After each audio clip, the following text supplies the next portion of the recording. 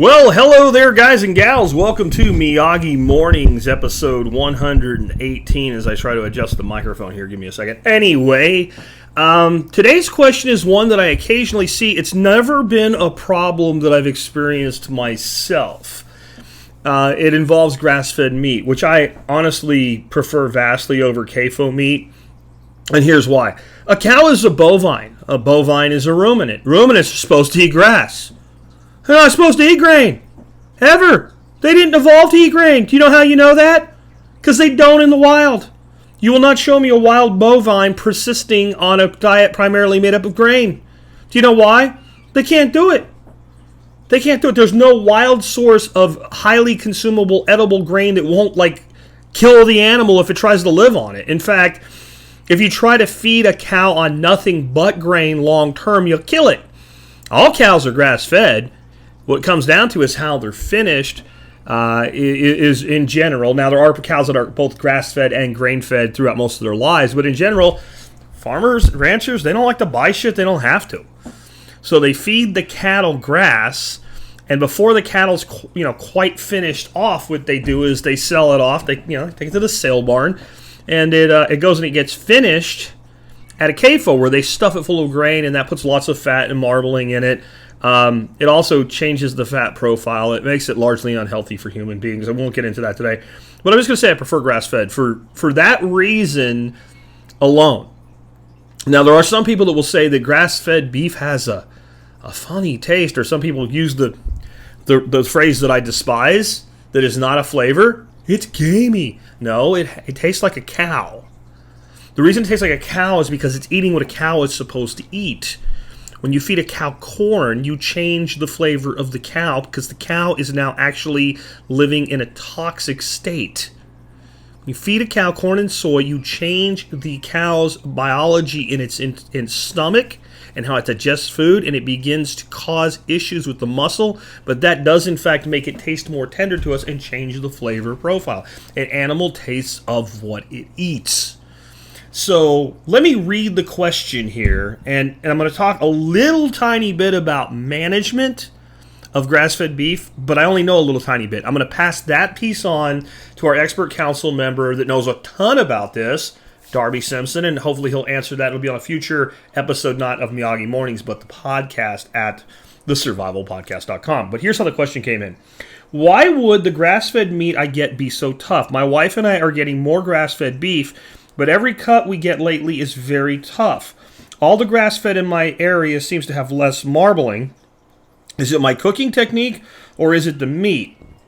I cooked 2 ribeyes for the family, and we could not eat most of it.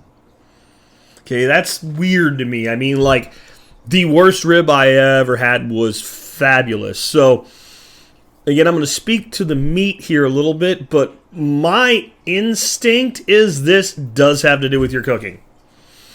And if I could ask you a question right now, I'd be like, do you sin against meat and cook meat well done? Do you sin against meat and cook it well done? Because if you cook meat well done, that is the number one way you can take a great piece of meat and not only dry it out, but make it tough. The longer you cook a piece of meat, up to a point, the tougher it becomes. And then, if you cook it long term, like slow cooker or a brisket on a smoker, then it begins to tenderize as you break down the tissues and I'm looking for the collagen and things like that, right? So if you're sinning against meat, I will never be able to fix your sin against meat, but I'll give you some options if you need to continue to sin against meat in just a second. There is another potential issue here that has nothing to do with the management of the cattle directly. Who's processing this and how are they doing it? When you slaughter a cow, there is what's called a hanging time. That meat needs to hang for a significant period of time. And I would ask, it sounds to me like you're not buying a half beef or a quarter beef. You're buying individual cuts. Whoever you're buying this from, how long is that beef hung before it's sold off? Assuming you're not sinning against meat and overcooking it, and that's what your problem actually is. All right? I mean, I'd ask that question because what you may need is beef that goes through a different processor, because that is incredibly important. That's incredibly important. And one of the things that will actually cause a lot of overcooking of something like a ribeye is also a solution if you do it to the extreme, and that is going too thin. So you're trying to get this nice char, but then you're overcooking, right? Because you're staying there so long. So I can't comment on your cooking directly because you didn't tell me how you're doing this. Is this on a grill? I guarantee it's not sous vide. Is it a frying pan? Like, what are you doing with this piece of meat? Like, that would be critical for me to know. Now, on management, it is important. It's very important. Like, when people say it's grass-fed meat and you've got a rancher that just basically has a giant ranch and he just lets his cows run around all the time and eat whatever they want, it might be okay, but you're never going to get the quality you're going to get from some of the practices, managed rotational grazing. Remember I said cows don't eat grain in the wild. What cows want, the ice cream of the grass, is what you would call the teenager. Okay, the teenager of the grass. You want grass that is like half grown. You don't want little bitty stubby grass because then they're going to overgraze, and it's really not developed to the point where they really desire it yet either. And you don't want mature grass with seed heads on it. They'll only eat that if they're freaking starving. Think about, like, it's not the same thing, but think about it this way. Think about you have lettuce growing in the garden and you let it bolt and it puts a seed head on and you don't really want to eat it anymore. Or cilantro when it goes and puts coriander seed on, right? Because cilantro and coriander is the same plant. When it goes into that bolted phase and the texture and flavor of the plant, the leaf matter itself changes, it's kind of like that. So they don't want to eat adult grass and they don't want to eat baby grass. They want to eat teenage grass. And the only way you can make sure that that's the main thing they're eating all the time is to rotationally graze and move them around. So that's important. The other thing he said doesn't have as much marbling. It is normal for grass-fed beef to have less fat. It's not normal if it's managed properly for it to have so much less fat that it's heavily noticeable, especially in a cut like a ribeye.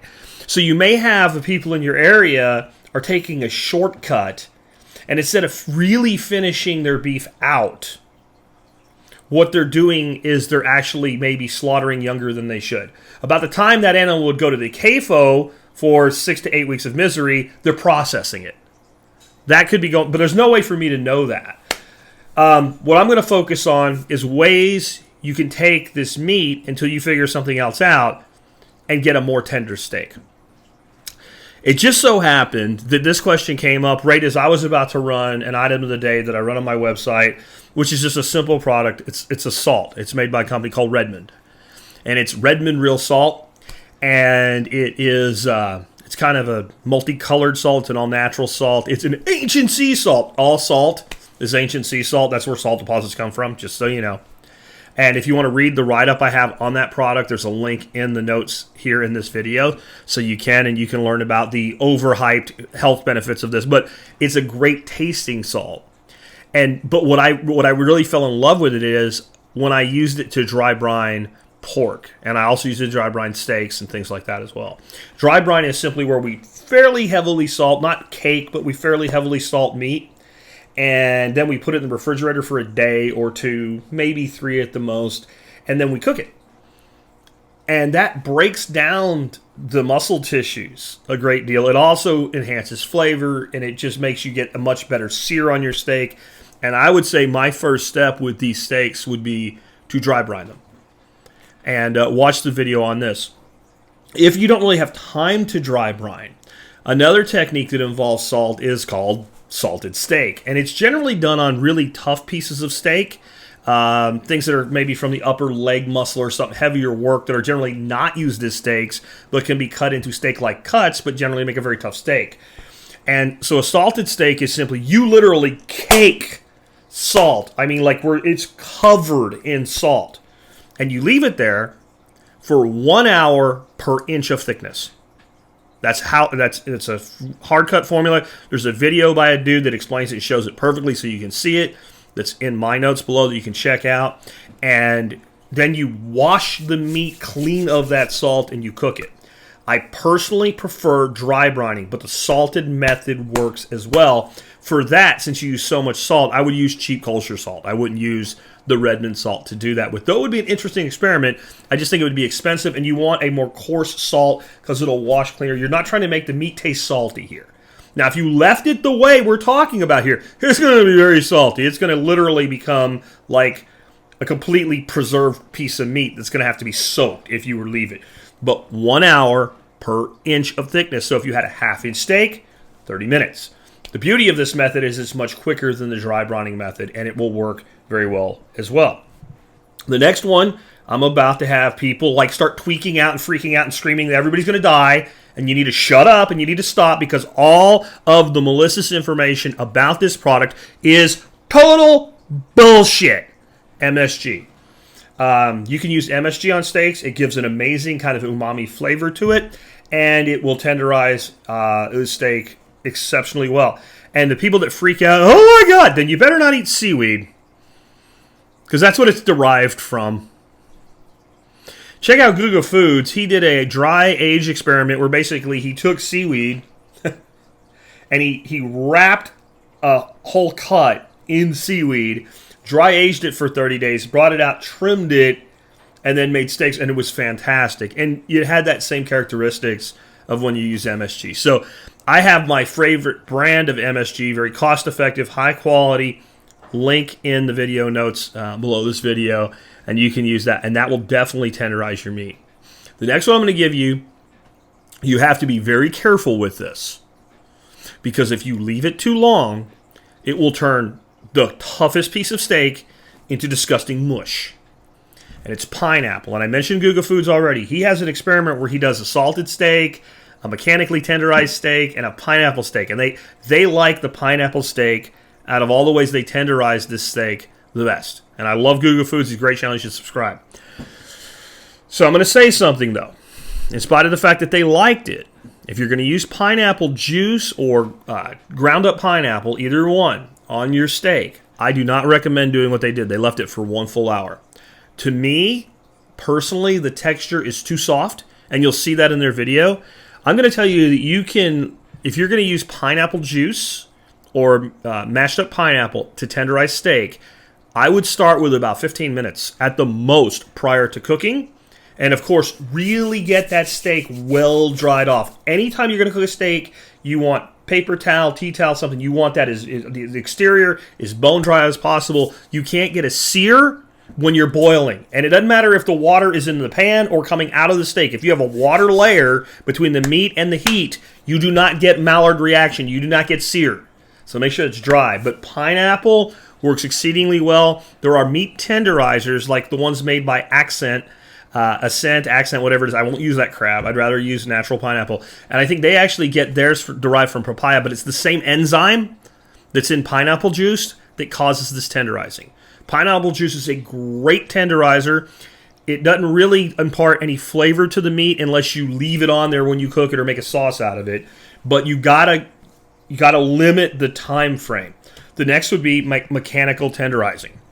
And I have a link. It's the one Google recommends, and I agree it's probably the best one out there. It's made by Jacquard. It's not just, poke holes in the meat, basically.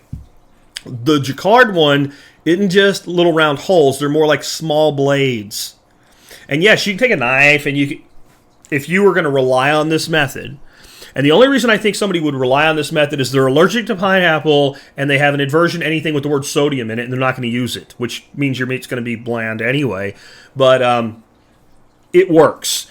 It doesn't work as good as MSG, and it doesn't work as good as salting, and it doesn't work as good as a pineapple, but it does work. Another method, and this, I would not do this to a ribeye. I'm just going to say that.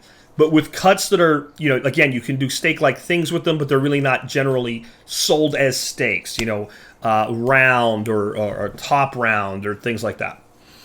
The best way to do those is to cut them like double the thickness you want to cook them at, and you want them thin. This is where we're going to break the rules, and pound them. And I thought about giving you a meat pounding hammer thingy in the notes, and I'm not going to because I'm going to tell you what I do. I go get my rubber mallet out of my shop. I put the meat inside a heavy-duty zip-top bag, and then I put the mallet back outside. It doesn't even get meat on it, and the meat never touches it because it's inside the bag. You can use a heavy glass to do this. You can use a rolling pin. Like, I'm not going to go out and buy a meat hammer I'm sorry. I just think that is a waste of money, and it is another thing taking up space in my drawer. So I advise against it. If you want one, you want the flat ones, not the pointy ones. The pointy ones, usually they have pointy on one side, flat on the other. The pointy ones are for making like cube steak and all. If you're going to take this approach, this is the meat that you want to pound out. A little MSG would be good, I'm just saying. Or at least a little salt and pepper. And then you want to cook that hot and fast. I know I just said that if you cook meat longer and well done, it will be tough. Not if it's pounded thin and cooked almost instantly through. So you people that like fully cooked, well done, ruined, destroyed, horrific things done to your meat, that is a good way to go. And it's a way that I would do it myself, even though I prefer a rare steak, because these cuts of meat are actually very flavorful, and I'd rather grill them over high heat and get that char on them and maybe give them a little basting with a little teriyaki or something like that, than put them into a stew pot. I'm not big on stew pots and pot roasts and stuff like that. I'll eat it once in a while, but I really prefer my meat more caveman-like. So take it and thin it out and do that.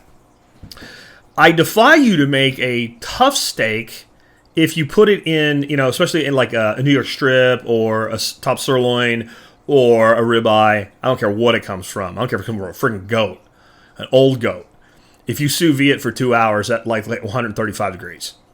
So sous vide would be another method that you could use that I think everybody that loves steak should be using now and again anyway. The sous vide is a multitasker. We'll talk about that in another episode someday, I'm sure. But definitely I would look at sous vide. And that's kind of it. And I would say this for the final thing with the sous vide. If you insist on eating steak well done, I know of one way to make steak well done, consistently well done, and not have it be dry and not have it be tough. Okay? And I hesitate to even say this because I hate doing it. I've gotten my wife to at least eat it a little pink because it's so wrong to overcook beef. It's like a sin against the cow that died so that you could have its nutrients. But if you insist, cook it at a sane temperature. And if you're doing this anyway, you can cook it all the way down like 130. Calm down. It's not going to be red when we're done with it. For your 2-hour period. Okay? Then jack it up to 150. If that's what you insist upon. Like, whatever doneness you need done. Jack it up to that point. And then let the sous vide come up to temperature. When it hits the temperature you're looking for, then start a timer for 15 minutes. It will finish internally to that temperature. It will take the red out, but it won't sit in, because if you put it at 150 and cook it for 2 hours, it will cook so much of the juice out of the steak, even with sous vide, that even though it will seem moist, it will also seem dry. If you only finish it at the higher temperature, guess what? It will keep most of the juice in the steak. Now, here's the beauty of this method. Let's say you live in a household that's divided. One group in the household likes to destroy meat and ruin it and sin against it, and the other side likes to eat it the way it's designed to be eaten. Like beautiful, medium, rare to rare. Like that's where beef is supposed to be. These cuts, anyway, we're talking about. What you do then is you put everybody's steaks in, you label them somehow, mark them somehow, divide them somehow, and then when you get to your 2-hour cook limit, you take all the same people's meat out of the cooker. Then you turn it up, you finish it, and then let them all come down to room temperature. Dry them fully and sear them just long enough to sear the outside, and then laugh at your fellow members of your household as they eat their overcooked steak while you eat your beautiful, delicious, rare steak. I will say this, though. When I do that, my wife never finishes her steak. It's still delicious. It's not as good as mine, but I can eat it. And it's the only way I've ever been able to eat well-done meat. So I hope this helps. Check out the resources. Definitely check out Guga's channel. He'll make you a better cook. He's one of my favorite YouTube personalities. I wish I could get him over here on Odyssey, but, it is what it is. And, again, I'll pass this on to Darby. And if you have your favorite methods of tenderizing steak, let us know. But I'm gonna say you're either overcooking it. These are my two most likely problems for the person asking the original question. You're overcooking it. Whoever's processing it is processing it too quickly without giving it adequate hang time. Those are two things that are no bueno. Or you just have your people in your area have really bad management practices. I hope that helps, and we'll come back tomorrow with something totally different.